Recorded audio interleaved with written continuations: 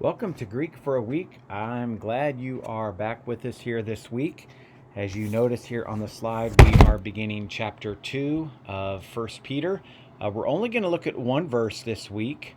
You'll also notice that this particular paragraph is chapter 2, verses 1 through 3. I would contend that there is a paragraph here, chapter 2, verses 1 through 10.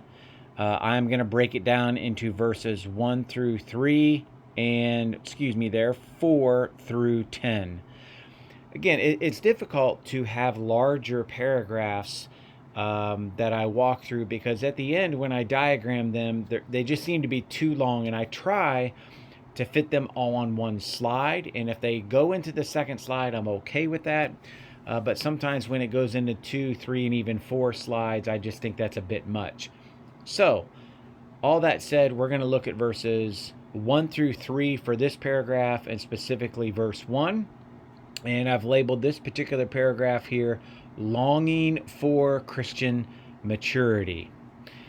So Peter here says what? He says, therefore, stop oneself from all evil or wickedness and all deceit and hypocrisy and envy and all evil speech.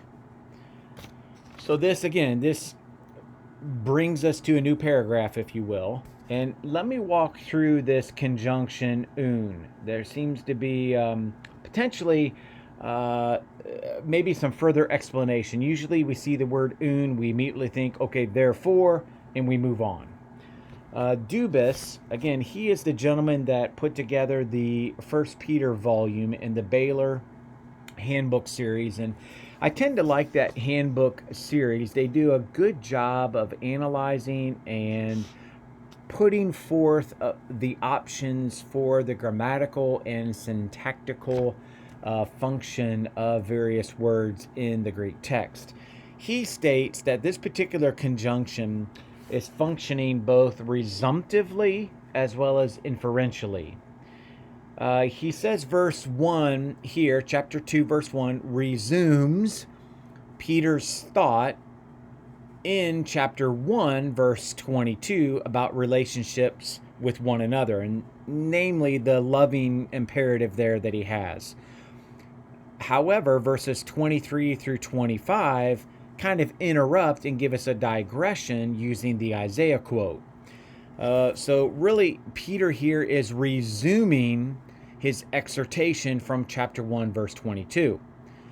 As well as this particular verse here, verse 1, is grounded inferentially by the digression of verses 23 through 25 found in chapter 1.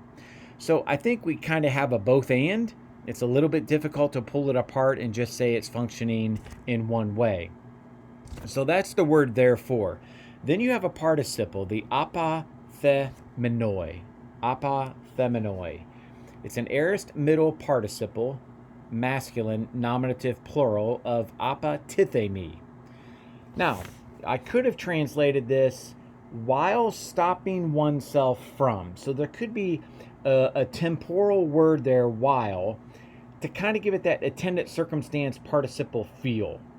But the majority of the grammarians and commentaries are suggesting that it is functioning imperatively, with the imperative found in chapter 2, verse 2, and that's where the longing for comes from.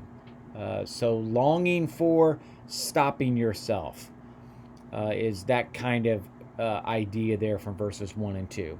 Really, the rest of the list here past the participle is really just functioning as the direct object to the participle. That is, what is it are we to stop oneself from? And then that's when Peter gives us the list. Dubis here then also states that there are 3 uses of the word pas. So you have pasan here, you have panta here, and then you have pasas here. I think he states here again, quite well. I think he does a good job to say that all three of these uses are referring to everything belonging in kind to the class designated by the noun, that is, every kind of or all sorts of. Basically, Peter is trying to exhaustively state that you need to stop yourself from all of these things: the evil speech, the hypocrisy, the envy, the wickedness, the evil. All of these things, just stop. Then we're going to see what happens in verse 2 with the imperative, and then the follow up with verse 3. So next week, I think I'm going to go ahead and do verses 2 and 3 to kind of wrap up this paragraph, but I wanted to get started with just one verse for this paragraph. Again, trust you have a great week. We'll look at verses 2 and 3 next week.